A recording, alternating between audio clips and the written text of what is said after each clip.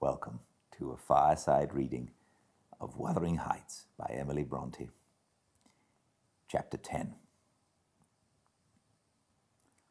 A charming introduction to a hermit's life. 4 weeks' torture, tossing and sickness. Oh, these bleak winds and bitter northern skies, and impassable roads and dilatory country surgeons. And oh, this dearth of the human physiognomy, and worse than all, the terrible intimation of Kenneth that I need not expect to be out of doors till spring. Mr. Heathcliff has just honoured me with a call. About 7 days ago, he sent me a brace of grouse, the last of the season. Scoundrel. He is not altogether guiltless in this illness of mine, and that I had a great mind to tell him. But alas, how could I offend a man who was charitable enough to sit at my bedside a good hour and talk on some other subject than pills and draughts, blisters and leeches?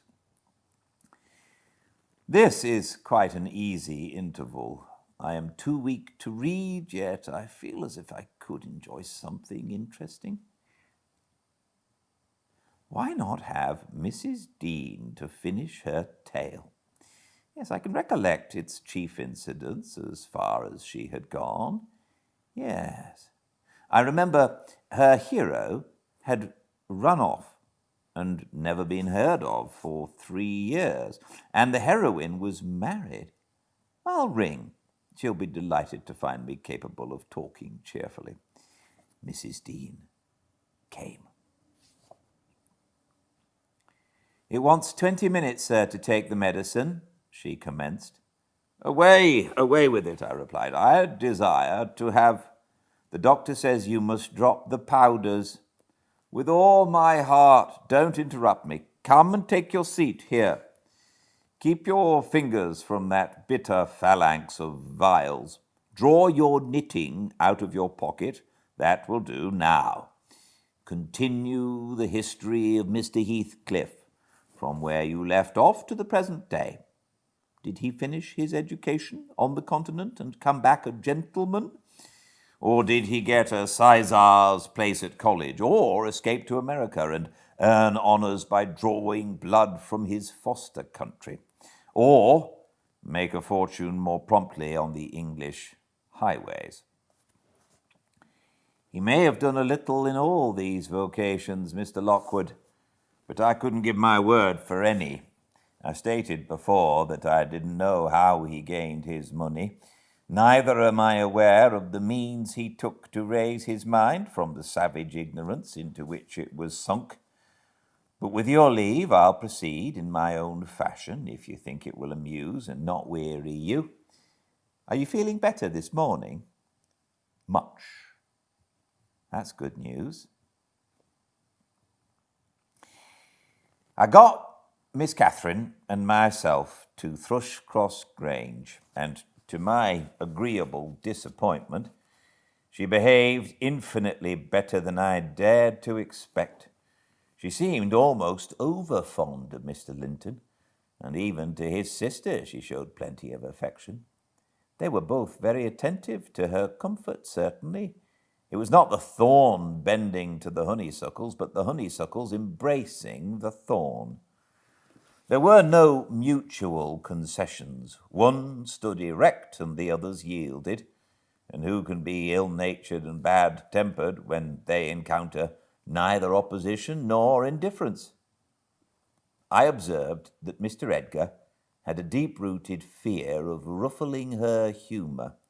He concealed it from her, but if ever he heard me answer sharply or saw any other servant grow cloudy at some imperious order of hers, he would show his trouble by a frown of displeasure that never darkened on his own account.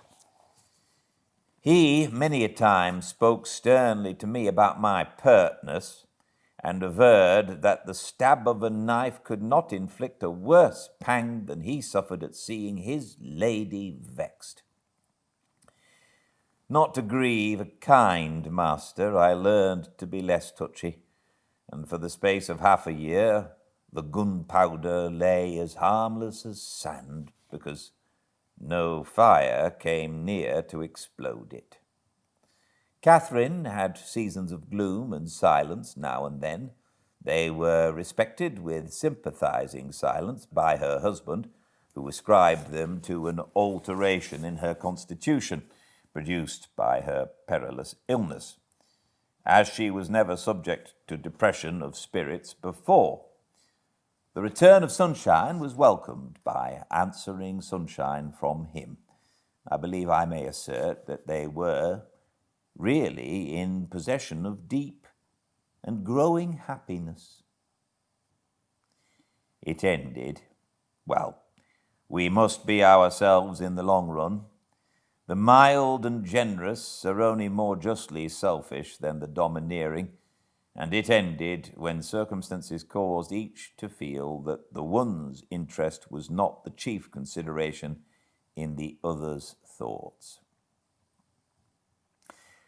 On a mellow evening in September, I was coming from the garden with a heavy basket of apples which I had been gathering. It had got dusk, and the moon looked over the high wall of the court, causing undefined shadows to lurk in the corners of the numerous projecting portions of the building. I set my burden on the house steps by the kitchen door and lingered to rest, and drew in a few more breaths of the soft, sweet air. My eyes were on the moon and my back to the entrance when I heard a voice behind me say, "Nellie, is that you?" It was a deep voice and foreign in tone, yet there was something in the manner of pronouncing my name which made it sound familiar. I turned about to discover who spoke, fearfully, for the doors were shut and I had seen nobody on approaching the steps. Something stirred in the porch, and moving nearer, I distinguished a tall man dressed in dark clothes with dark face and hair. He leant against the side and held his fingers on the latch, as if intending to open for himself. Who can it be? I thought. Mr. Earnshaw? Oh, no, the voice has no resemblance to him. "I have waited here an hour," he resumed, while I continued staring, "and the whole of that time all round has been as still as death. I dared not enter. You do not know me? Look, I'm not a stranger." A ray fell on his features. The cheeks were sallow and half covered with black whiskers, the brows lowering, the eyes deep set and singular. I remembered the eyes. "What?" I cried, uncertain whether to regard him as a worldly visitor, and I raised my hands in amazement. "What? You come back? Is it really you, is it?" "Yes, Heathcliff," he replied, glancing from me up to the windows, which reflected a score of glittering moons, but showed no lights from within. "Are they at home? Where is she, Nellie? You are not glad? You needn't be disturbed. Is she here? Speak. I want to have one word with her, your mistress. Go, and say some person from Gimmerton desires to see her." "How will she take it?" I exclaimed. "What will she do? The surprise bewilders me. It will put her out of her head. And you are Heathcliff, but altered. Nay, there's no comprehending it. Have you been for a soldier?" "Go and carry my message," he interrupted impatiently. "I'm in hell till you do." He lifted the latch and I entered. But when I got to the parlor where Mr. and Mrs. Linton were, I could not persuade myself to proceed. At length I resolved on making an excuse to ask if they would have the candles lighted, and I opened the door. They sat together in a window whose lattice lay back against the wall, and displayed, beyond the garden trees and the wild green park, the valley of Gimmerton, with a long line of mist winding nearly to its top. For very soon after you pass the chapel, as you may have noticed, the sow that runs from the marshes joins a beck, which follows the bend of the glen. Wuthering Heights rose above this silvery vapour, but our old house was invisible. It rather dips down on the other side. Both the room and its occupants, and the scene they gazed on, looked wonderfully peaceful. I shrank reluctantly from performing my errand, and was actually going away, leaving it unsaid after having put my question about the candles, when a sense of my folly compelled me to return and mutter, "A person from Gimmerton wishes to see you, madam." "What does he want?" asked Mrs. Linton. I did not question him, I answered. "Well, close the curtains, Nellie," she said, "and bring up tea. I'll be back again directly."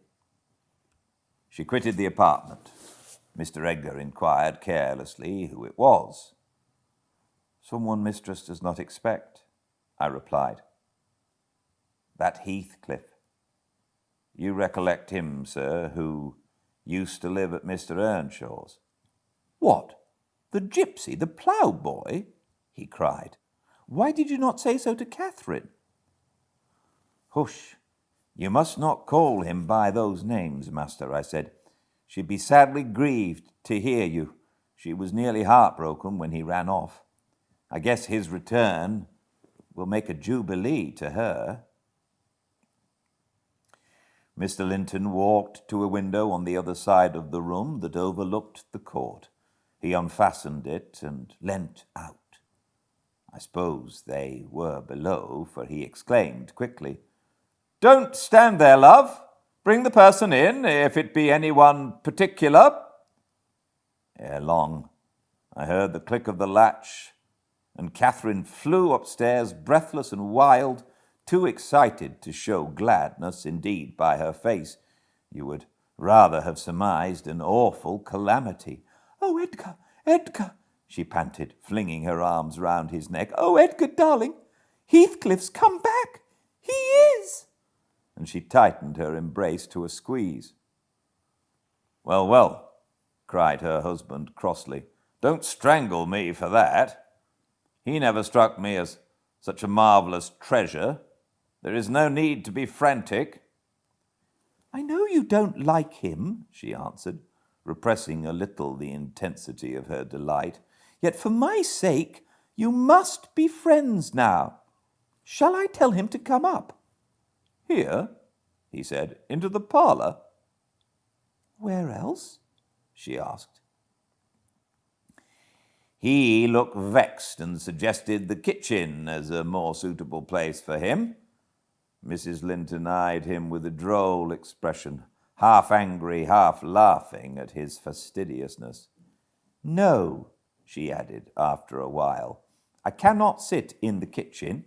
Set 2 tables here, Ellen." "Excuse me." "Set 2 tables here, Ellen. One for your master and Miss Isabella, being gentry, the other for Heathcliff and myself, being of the lower orders. Will that please you, dear? Or must I have a fire lighted elsewhere? If so, give directions.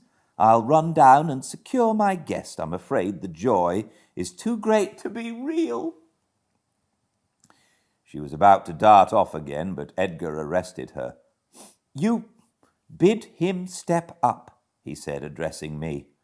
"And, Catherine, try to be glad without being absurd. The whole household need not witness the sight of your welcoming a runaway servant as a brother." I descended and found Heathcliff waiting under the porch, evidently anticipating an invitation to enter. He followed my guidance without waste of words, and I ushered him into the presence of the master and mistress, whose flushed cheeks betrayed signs of warm talking. But the ladies glowed with another feeling when her friend appeared at the door. She sprang forward, took both his hands and led him to Linton, and then she seized Linton's reluctant fingers and crushed them into his. Now, fully revealed by the fire and candlelight, I was amazed more than ever to behold the transformation of Heathcliff. He had grown a tall, athletic, well-formed man, beside whom my master seemed quite slender and youth-like. His upright carriage suggested the idea of his having been in the army. His countenance was much older in expression and decision of feature than Mr. Linton's. It looked intelligent and retained no marks of former degradation. A half-civilized ferocity lurked yet in the depressed brows and eyes full of black fire, but it was subdued, and his manner was even dignified, quite divested of roughness, though stern for grace. My master's surprise equalled or exceeded mine. He remained for a minute at a loss how to address the ploughboy, as he had called him. Heathcliff dropped his slight hand and stood looking at him coolly till he chose to speak. "Sit down, sir," he said at length. "Mrs. Linton, recalling old times, would have me give you a cordial reception, and of course I am gratified when anything occurs to please her." "And I also," answered Heathcliff, "especially if it be anything in which I have a part. I shall stay an hour or two willingly." He took a seat opposite Catherine, who kept her gaze fixed on him as if she feared he would vanish were she to remove it. He did not raise his to her often. A quick glance now and then sufficed, but it flashed back each time more confidently the undisguised delight he drank from hers. They were too much absorbed in their mutual joy to suffer embarrassment. Not so Mr. Edgar. He grew pale with pure annoyance, a feeling that reached its climax when his lady rose and, stepping across the rug, seized Heathcliff's hands again and laughed like one beside herself. "I shall think it a dream tomorrow," she cried. "I shall not be able to believe that I have seen and touched and spoken to you once more. And yet, cruel Heathcliff, you don't deserve this welcome.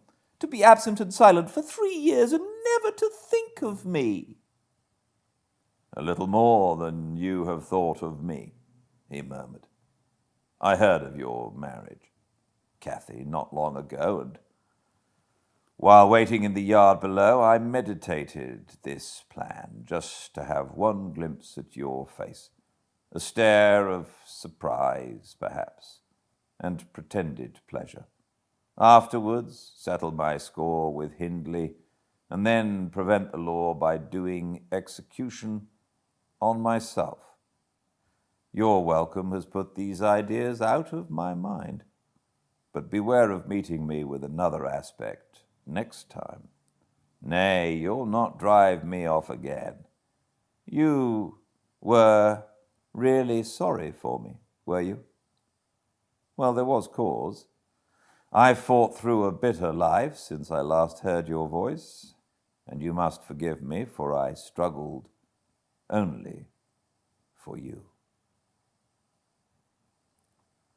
"Catherine, unless we are to have cold tea, please to come to the table," interrupted Linton, striving to preserve his ordinary tone and due measure of politeness. "Mr. Heathcliff will have a long walk wherever he may lodge tonight, and I'm thirsty." She took her post before the urn, and Miss Isabella came, summoned by the bell. Then, having handed their chairs forward, I left the room. The meal hardly endured 10 minutes Catherine's cup was never filled. She could neither eat nor drink. Edgar had made a slop in his saucer and scarcely swallowed a mouthful. Their guest did not protract his stay that evening above an hour longer. I asked, as he departed, if he went to Gimmerton. No, to Wuthering Heights, he answered. Mr. Earnshaw invited me when I called this morning. Mr. Earnshaw invited him, and he called on Mr. Earnshaw. I pondered this sentence painfully after he was gone. Is he turning out a bit of a hypocrite and coming into the country to work mischief under a cloak? I mused. I had a presentiment in the bottom of my heart that he had better have remained away. Thank you so much for joining me, and I look forward to seeing you for the next part of this chapter at the same time tomorrow, 5 Pacific, at Fireside Reading on Instagram. But again, if you miss any of the chapters, please go to the YouTube channel, Fireside Reading.